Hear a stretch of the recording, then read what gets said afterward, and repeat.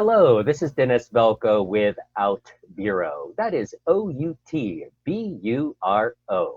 Thank you so much for tuning in to Out Voices, the new series where we are chatting with, in a very casual and informative and hopefully a little bit entertaining way, with LGBTQ leaders, entrepreneurs, and professionals in all types of professions. Today we have a special guest named Scott Vedder. But before we get to him, make sure you take a few moments and hit the subscribe button down below if you are viewing on YouTube. If you are listening to this on one of the podcast apps, such as Apple Podcasts, Spotify, Stitcher, iHeartRadio, Google Apps, and about 10 others, also know that you are able to view this directly on the OutBüro podcast or episode pages. I might be changing that now that we're doing more videos and then taking that to podcast. But know that you're able to watch the videos on directly the outbureau.com website, as well as the new YouTube channel. So now if you search YouTube for LGBT entrepreneur or LGBT professional, guess what? OutBüro Voices pops up on the first pages. So awesome. So we're going to be helping to bring the visibility of LGBT entrepreneurs and professionals around the world to you. So again today, welcome. We have Scott. Scott Vedder is a human resources professional with years of experience in the Fortune 500 level space. And he has written a book and adapted it for military veterans. And I much appreciate that, being a U.S. Army veteran myself. So welcome so much to the show, Scott. Well, thanks for having me here, Dennis. It's a real privilege and a pleasure. Awesome. Well, I do appreciate you taking time out of your busy day to chat with us here. And as always, there is a little bit of format. I always like to start off with our guest, such as yourself, chatting a little bit about your history, a little bit of your career journey, and then we'll move that into your projects and so forth that you've been working on most recently. Sure, thanks. You know, I was, like you said, worked in the Fortune 500. I was a Fortune 100 recruiter. And when I was recruiting, what I realized is most people's resumes are awful. And that wasn't unique to military veterans or civilians. It was just most people didn't know what I was looking for and how I used that information as a recruiter on a resume. So I wrote a book about it, chiefly to vent my own frustrations. There, look at that. That's a book. I'm on a book. That's me. Awesome. And I said, you know what? I think I can help people. And it really took off. You know, it became a bestseller. I went on the book tour, and wherever I'd go, I'd meet military veterans, and they'd say, hey, what about us? It's different. And I'd say, well, hey, what do I know? I didn't serve. But my dad and my grandfather both did. They were both Army E6s. That's a staff sergeant level when they got out. And nobody helped them. There were no transition programs, the Vietnam era or World War II. And there's a lot of great groups we have out there today that are helping in the transition. But we still haven't quite found the magic recipe of how to translate and transfer all of the military experience to the civilian world. So that's where I knew I had to help. So I became smarter about the military to civilian career transition, and it has become the really primary focus of my work with resumes, and I've become a passionate civilian advocate for veterans in the workforce. I actually was able to write a follow-up version of the book just for veterans. That's the Veterans Edition of Signs of a Great Resume. Awesome. And I began networking and meeting people in the space. I actually earned myself a personal invitation to meet in the office of First Lady Michelle Obama at the White House. Yeah, with the program they were doing at the time called Joining Forces. And then I also met with the Warrior and Family Support Group in the office of the Chairman of the Joint Chiefs of Staff of the Pentagon. To provide a fair and balanced viewpoint of how I support veterans, I was actually invited now 2 years ago, to the current administration's White House, where I delivered my resume and interview workshops at the White House Military Office. And for those of you who have not served, that's the people who drive the Beast, the president's car. They run Camp David, Air Force One, and carry around a very important suitcase in near proximity to the president all the time. So I got to help, give a little insight to what the next chapter of their career may look like for those who are transitioning. And of course, the caveat here is no government or DOD sponsorship is implied of any sort. It's just, this is one of the many ways I've found my real passion in life, which is that I help people, especially veterans, find success in their career.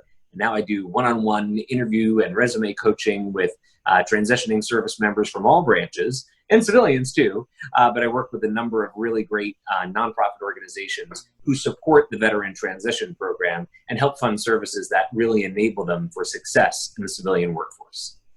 Okay, wonderful. Well, it's not too many, but what I'm saying, there's a lot of people who do focus to some degree on helping people with their resumes and their, career coaches and so forth. There's a plethora of that for, the general market. So, one way as an entrepreneur, no matter what kind of business you happen to run, is to focus on a niche market, whatever that happens to be. And so let's say you're a dog groomer. So then just focusing on, a particular breed, if you happen to have enough of those around, obviously, but just, trying to draw the analogy here is if you are the best German Shepherd dog groomer in your state and you get all of the champions, you're going to attract a certain level of prestige and, folks coming to you knowing that you are the specialist. And that again is really within any kind of a business category, because that really is how you can differentiate yourself in any category is niche focus. And so that's very interesting that you have taken that from your career and resume advice and focusing on the underserved market of the veterans coming out of service and transitioning into the workforce. So yeah, awesome. And I think, well, in part, it's formed by my strong belief that veterans are some of the best employees we have in the civilian workforce. They're just some of the worst job candidates, because the one thing the military does not make them really good at doing while they're in is becoming a civilian job candidate. And while there are programs, there's something called TAP, Transition Assistance Programs, that start to teach some philosophical things about the transition. They only really scratch the surface. So that's why it's wonderful to see that there are many veteran service organizations specializing in this, and several programs that even the Department of Defense has started to fund to really enable their success. Where I come in is really helping to tell the story of how what you have done in the military or in any prior career relates to what you're going to do in the civilian workforce. And that's what I describe as using what you see behind me, these signs of a great resume. Now, they probably look like curse words in a comic strip. I promise I'm not teaching veterans to curse on a resume. What they are is specific moments that make you a particularly great candidate for a job. And this applies to any job seeker, not just veterans. But what I want to know as a recruiter is what you in particular bring to the future opportunity. So these signs of a great resume, the first one is the exclamation point. Wow, look at what I did. Nobody else could say that. At what point you gain the most relevant experience, and some numbers, dollars, and percent that help to quantify exactly what makes you a great fit for the job. If you ever need to remember what the signs of a great resume are, you just look down at your keyboard there above the numbers 1 through 5. That's where the signs of a great resume are. These are the key to standing out and differentiating yourself on any resume, civilian, military, or otherwise, a federal resume, or any kind. You can use the signs of a great resume to write a resume that speaks for itself. Awesome. Very much like that. And, obviously this did come up through your being a recruiter at a Fortune 500, actually Fortune 100, if not Fortune 10 company.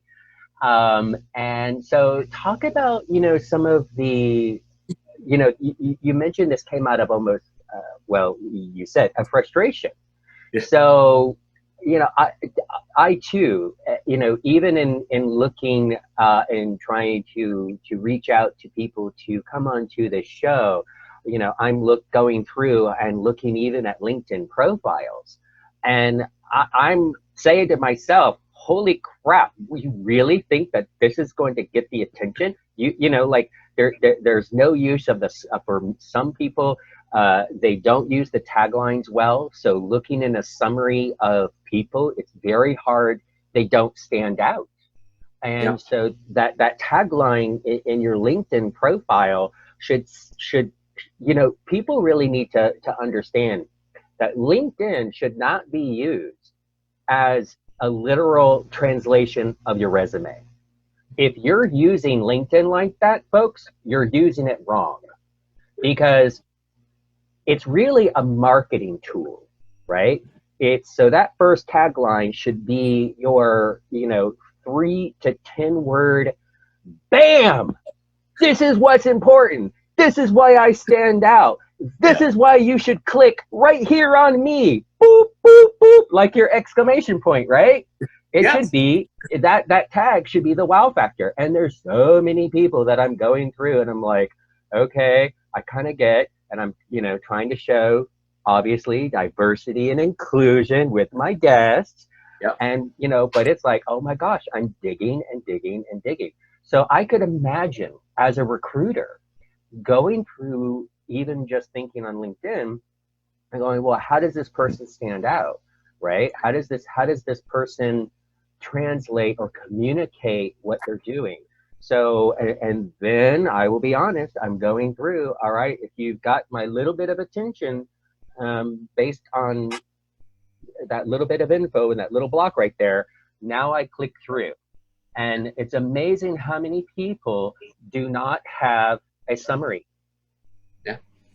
Right. Yeah, and the same holds true on a resume. So, you know, I'll agree that the point is to catch someone's eye quickly. And that's definitely a parallel between LinkedIn and the resume.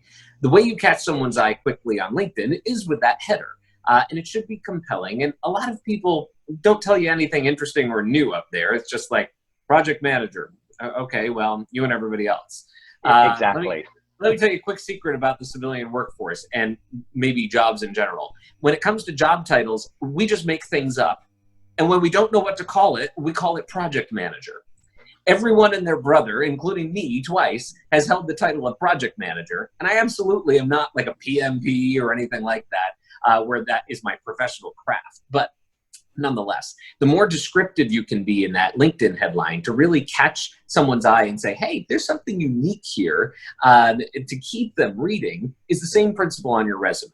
So on a resume, one of the very first things that I encourage you to do is write like a summary of qualifications. And I call it that and not an executive summary or a professional profile, because I want it to summarize what you can do for me. What are you qualified to do? I look at it like the movie trailer of your resume. So if you were writing a film preview, right? Like, in a world where this is my experience. You know, what you would say to entice me to see the film is what you would put in the summary of qualifications on a resume. And that block of text on the resume is something you can tailor, like you'll tailor the rest of your resume to each job opportunity. Your LinkedIn profile, you only get one LinkedIn profile, so it should be the overall trailer about, you know, what is it that you bring in a nutshell to any opportunity that you're pursuing. But yeah, I agree with you that there's a lot of parallels, and really the distinction between LinkedIn and resumes is the way that you use LinkedIn to contribute to the conversation, to things going on in the industry, whatever industry you're in, and also to make connections, because really, the best way to apply for a job is not to. Ideally, you want to be networking far in advance of your needing a job, so you're starting to build relationships. Relationships first, then results and jobs follow. Absolutely. I could not agree more. And, you know, you bring up a point of the pound symbol, the dollar symbol, and the percent. You know, one of the most viewed articles on OutBüro.com is, should I be out on my resume? And we'll talk about that in one moment, because I definitely want to get to that with you. One of the others, I have a few articles on it. But by the way, if you're listening, you are all of you may post articles on the website, just like you post articles on LinkedIn. As well as OutBüro has a professional profile as well. so that diversity and inclusion directors and recruiters can find you and be very targeted in their diversity and inclusion searching. In addition, you're able to indicate your military status, veteran, which branch, and so forth. But some of the things that I really kind of occasionally I get people that think I'm a recruiter or think that I'm a career coach or something, and they'll reach out to me and say, "Oh, could you review my resume or could you review my LinkedIn profile?" Oh, yes, like I have nothing else to do. Number one, you're not paying me to do this because I don't even know what to charge for that. But every now and then, if I have a 15-minute kind of a time slot, I'll sometimes do that. And then I look through and I go, okay, where's that wow factor? Where are the numbers? Where you say you project managed. Well, what did you achieve? What did you save? What did you improve? And quantify that, right? Absolutely. Recruiters and companies want to see, people would say, oh, I managed projects efficitly. Yeah. Well, what the heck does that mean? Right? I manage projects efficiently. What quantify efficient for me? Yeah. What was the size of the project? Was it a $5,000 project, a $50,000 project, a $500,000 project? How many people were on the team? What were you trying to accomplish? I mean, just give some pure give some real examples, and give some quantifiable numbers. Met project deliverables in 20% under time with only utilizing 80% of the budget. Something that gives the recruiters the knowledge that, oh, yes, they are an efficient project manager. The word. You read my book, Dennis. That's really well done. Thank you. No, I've got articles myself as well, and that's why whenever I saw what you're doing, I'm like, oh my gosh, this is so pertinent, and it's things that I've talked about in the past. And again, I occasionally get asked, and building my own network of people now, when I have someone, especially with military experience, I can say, hey, you should talk to this fella right here. There you go. I think you make an important point, and but the fact that we agree on these points of quantifying your experience is critical. And while you can ask 100 recruiters our opinions about resumes, you will get 150 opinions or more about resumes. What you will never hear a recruiter say is, the candidate made it too easy to see why he's a great fit for this job. Right? That's not going to happen. And when you use the signs of a great resume, you're making the recruiter's job easier. Effectively, as a recruiter, my function is to become your sales agent. I need to pitch you to the boss and say, hey, that person you need me to hire for you, I think Dennis has what you're looking for. Look at how we quantified this experience and gave specific results. The biggest mistake you can make on a resume is you write a resume that reads like a job description. So think about like a teacher who just, if a teacher writes, taught English classes, graded papers, tracked grades, prepares students for the next level. Well, great, that's what teachers do. But that's the job description of every English teacher. And so if I'm hiring teachers and every one of them just says that, how do I know who to hire? I don't. And that is the reality that recruiters face, is there's tons of resumes in our system or on our desk. They all look and sound pretty much the same because people make that same mistake. A resume that reads like a job description is the deadliest mistake you can make on a resume. And it's especially difficult if that job description is about a military job, because some 97% of Americans have never served. So we just don't understand as directly what that job description means and how it helps us. The very simple way to assess your current resume to see, am I making that mistake, is you take your resume and you cover your name at the top. Then you reread what you have written. If it could be anybody else's resume, it's not good enough. Because I don't want to know what a project manager does, or what an infantry soldier does, or what a Navy captain does. What I want to know is, what did you do? And how does that relate to what I need you to do in this job? Absolutely. And so what are, during your time of doing are there maybe a few examples that you could give with clients that you've had in the past that, either some tips or just examples of how you took military lingo and translated that into job candidate language? Sure. Yeah. I get this question all the time from veterans and frankly from civilians in very technical careers who are changing the kind of work they're going to do. So this advice applies in both instances.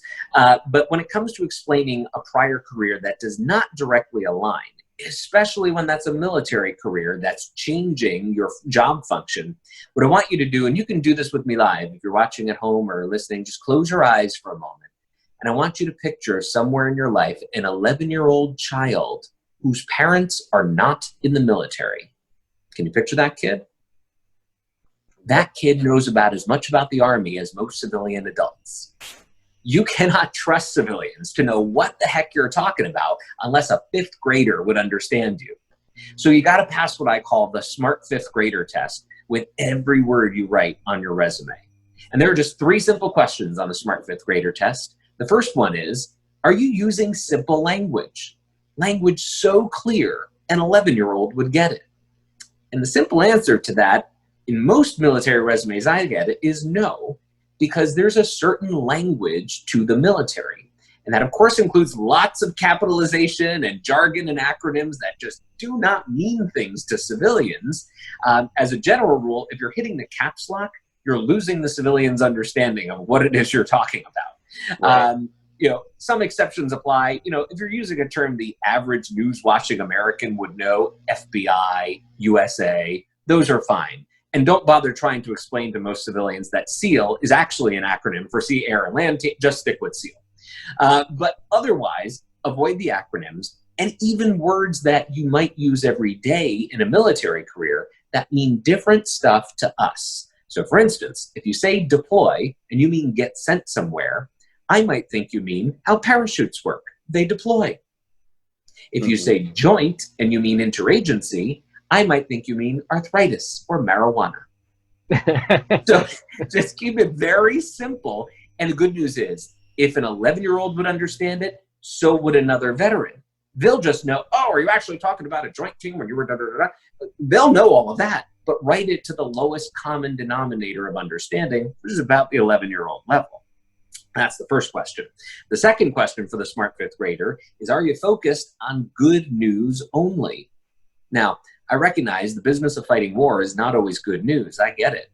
But I don't need to hear about knocking down doors and finding bad guys or anything like it.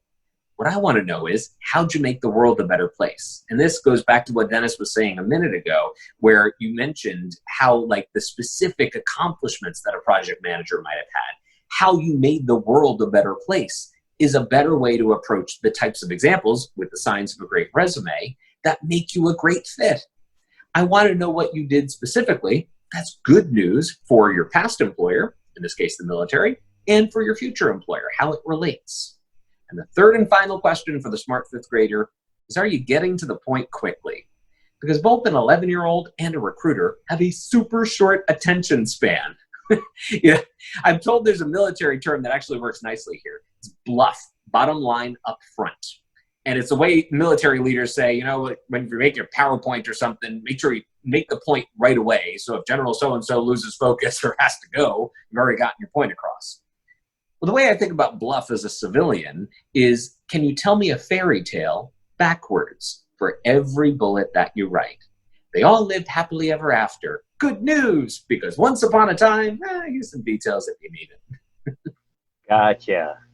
And that's really good advice for everyone out there looking at their resume and LinkedIn profile, because again, yes, there's aspects of your career and bullet points on your professional profile on LinkedIn and OutBüro that you want to include, but that bluff analogy is really good. And that's keeping it short, simple, to the point, and think of it as a marketing statement. Every statement on your resume, you need to think of it with that marketing eye. How is this going to wow the person viewing this? How is it going to make you stand out? A lot of veterans say to me, Scott, I don't like talking about myself. And, I think maybe that comes from service in the military is a selfless service. You're serving that greater mission. You're called to serve for whatever reason that is. And to them, I say, and to everyone, I don't want you to talk about yourself. The first filter I need you to put on your resume is that while, yes, your name is at the top, this resume is not about you. It's about what you can do for me. Everything you write has to be filtered with that in mind first. And it means that there may be things in your career that were significant. You're proud of them. They made a real difference in the world. Well, great. I'm glad you did them. But if they don't relate to what you can do for me, you might not need to tell me about them. And that becomes a powerful first filter to use. And the very simple way you use that filter on a resume is you read a statement or a line or a bullet you've got, and you ask yourself, so what? What is this new company going to do with this information? And if you can't answer the so what, and you pretty darn well, you've lived with you your whole life, how am I supposed to answer the so what if I'm the new company? Gotcha. So making sure that everything on your resume is tailored toward that position, and especially the position and the company, the employer, because it may not be a company. Right. So it may be government, it may be a nonprofit, and so forth. So I use that. I'll try to stick with employer. So you need to think about what your skill set and the wow factor that you can bring and tout, how that translates for that employer and that particular role that you're going after. Yeah, that goes back to the idea of tailoring your resume. And tailoring your resume, you need to know if it's about what you can do for me, you need to know what's important to me.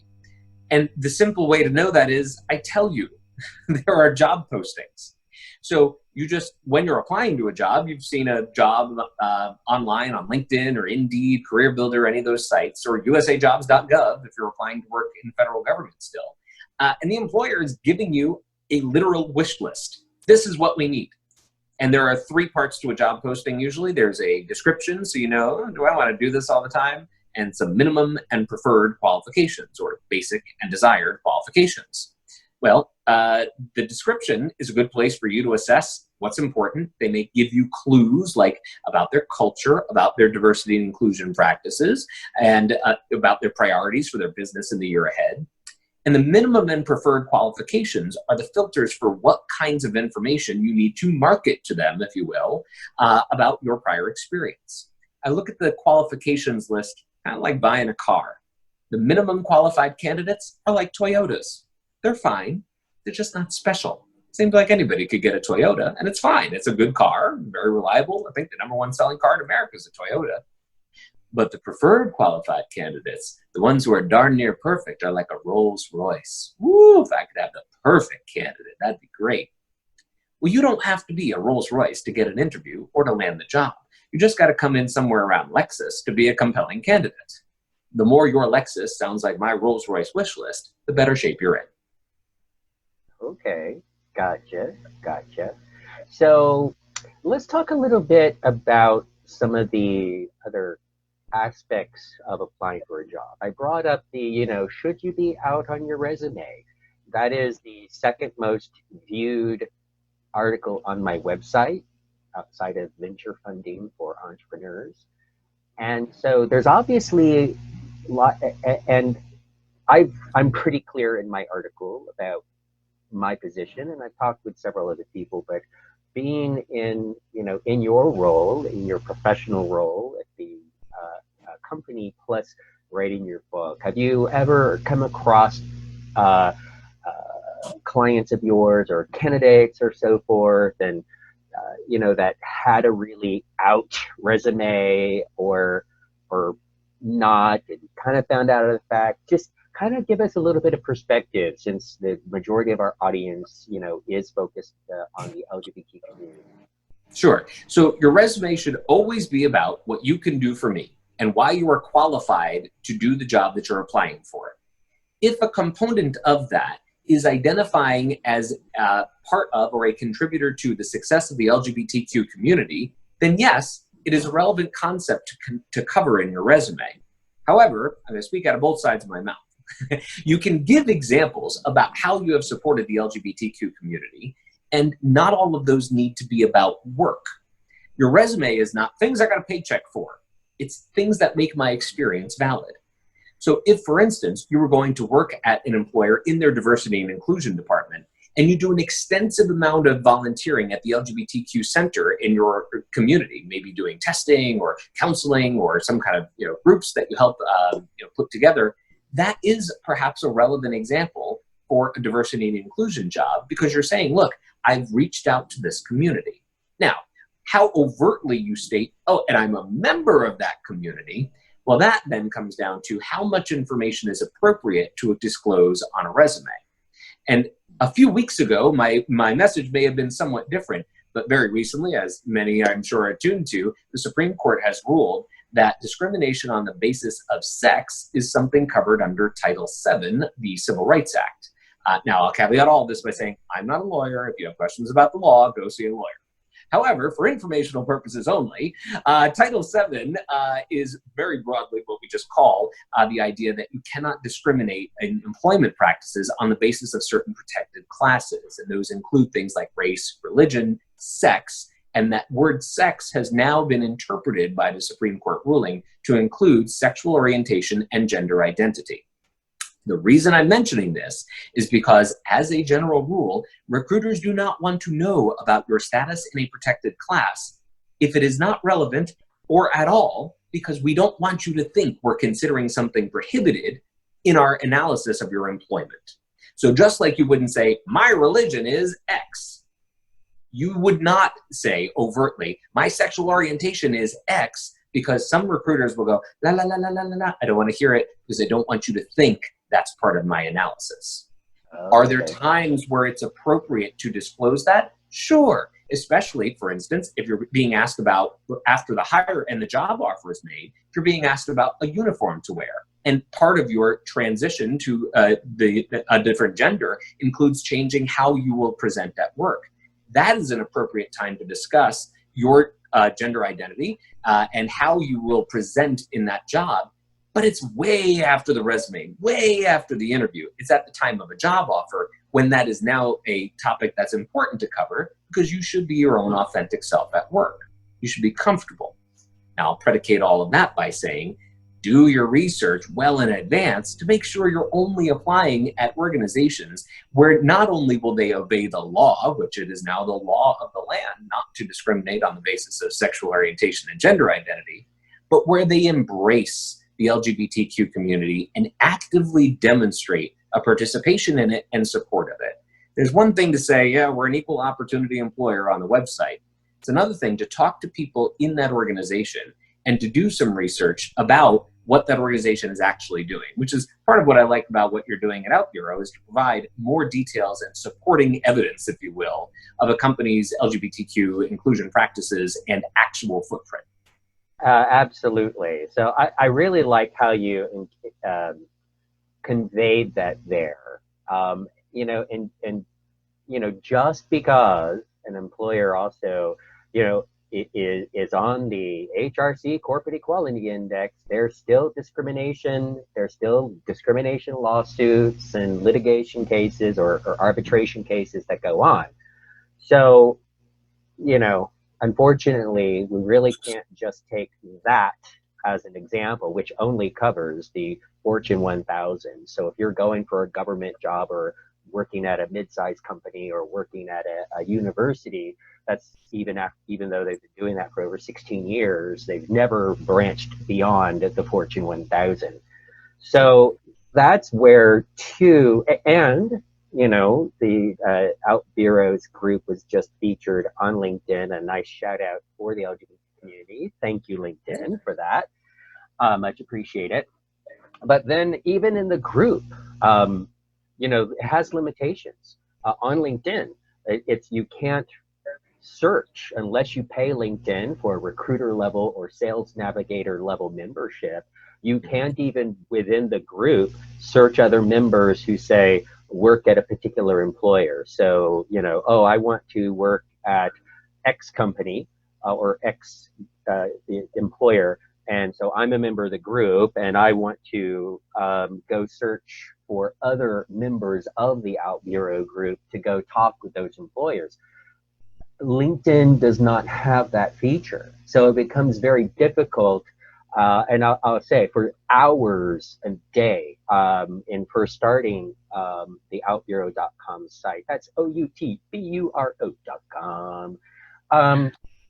Even searching companies that I knew were very out, very inclusive and so forth, and didn't have any legal issues going on to my knowledge, at least the year prior. Even Googling them, trying to search for LGBT related content was difficult, because the vast majority of employers, even though they might have a very active employee resource group for the LGBT employees, even though they might participate in Pride in New York, Atlanta, Orlando, Miami, LA, etc., even though they might, sponsor LGBT-owned businesses, even though they might sponsor LGBT nonprofits, it's very difficult to find that information. So I hear you in that it's like, oh, do your research and try to understand that they're a really inclusive and embracive employer, but it is darn difficult to do that. Yeah, I think. And so that is where that was the impetus for OutBüro.com, is seeing those gaps and those difficulties. So number one, this is my little call to action for everyone out there, is to join OutBüro.com so that you can search for other members very easily. OutBüro does not have the limitations that LinkedIn has forced on you, because they're trying to force you to pay the $100 a month or more for the recruiter or the sales navigator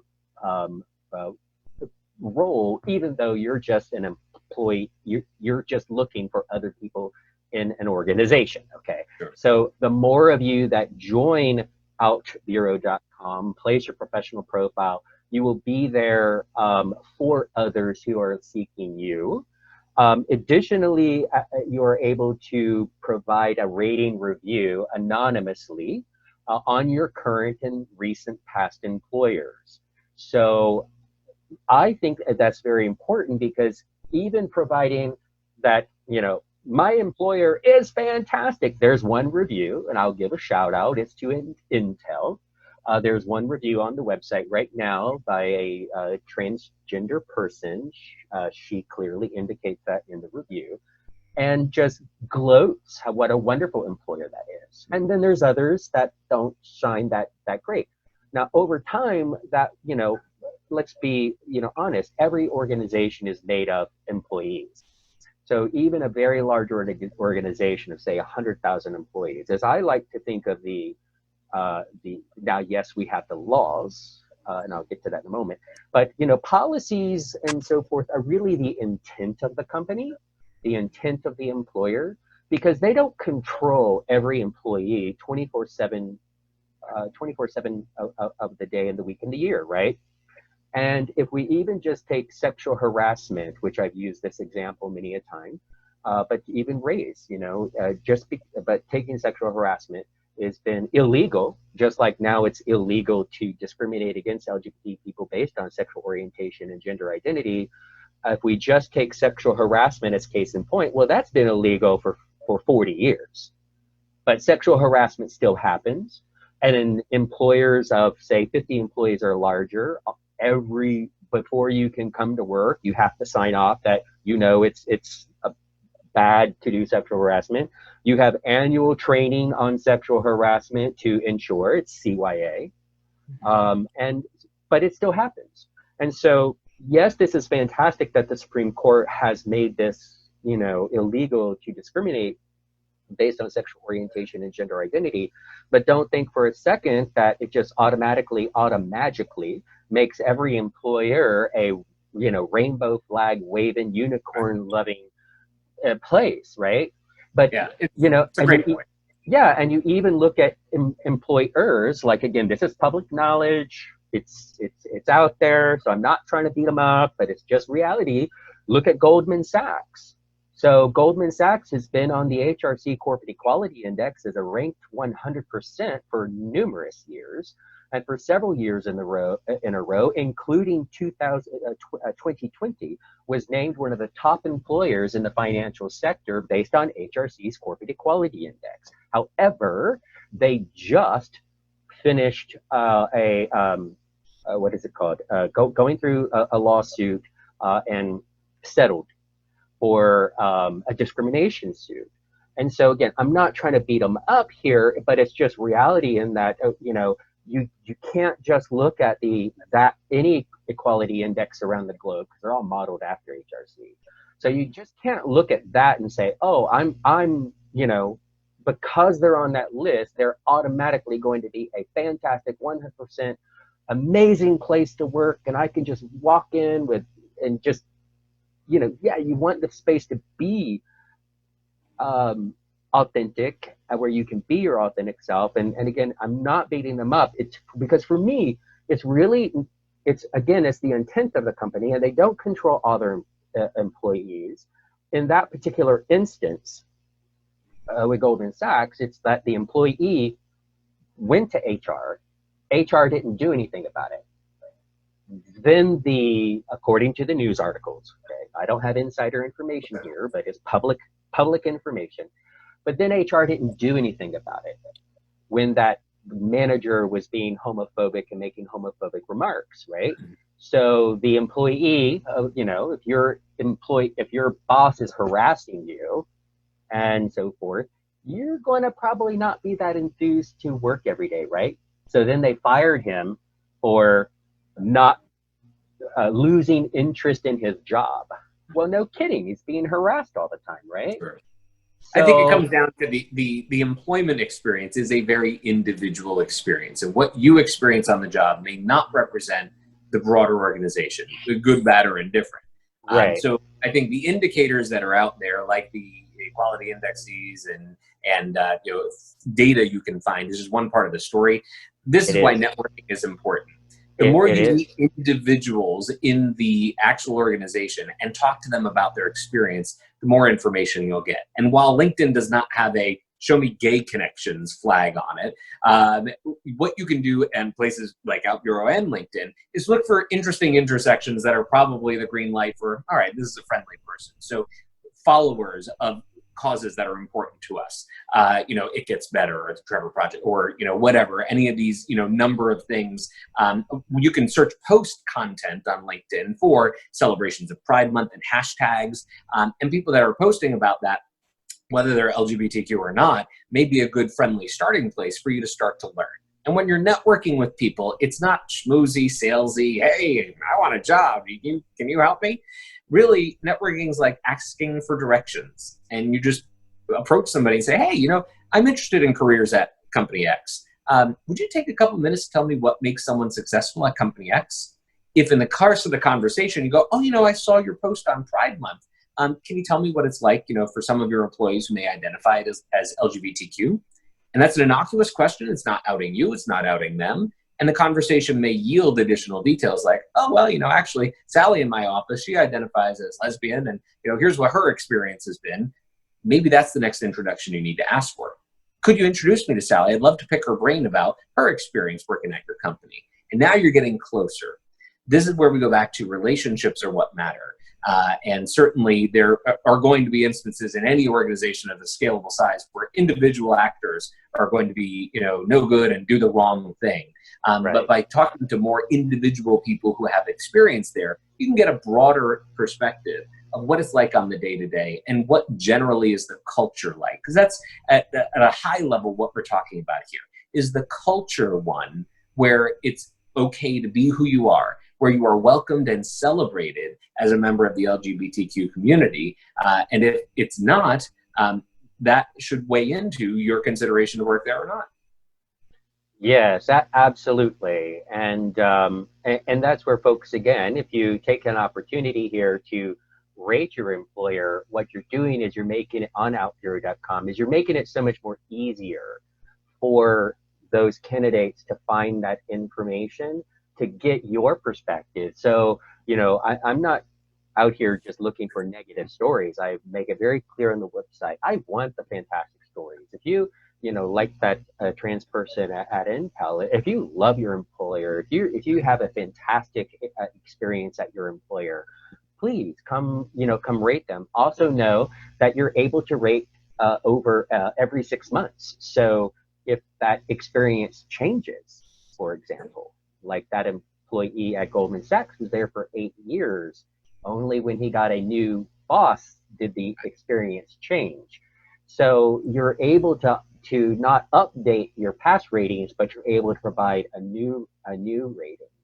And so our goal at OutBüro is that hopefully, eventually, as you come on board and you add your professional profile to OutBüro, and you're showing one that you're an out professional, and there, by the way, you're also, not only can you provide that rating anonymously so that others can have that insight, you're also, that's providing feedback.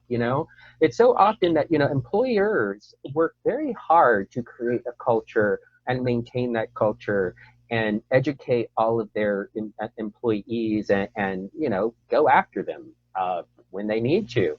And that's providing a very public accolade, a pat on the back, thank you for creating this, and I want everyone to know what a fantastic job as an employer you're doing.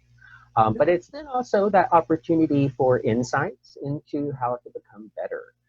Because unfortunately, sometimes the HR department aren't listening when you bring it up internally, but maybe they will when it's put out in an anonymous public fashion.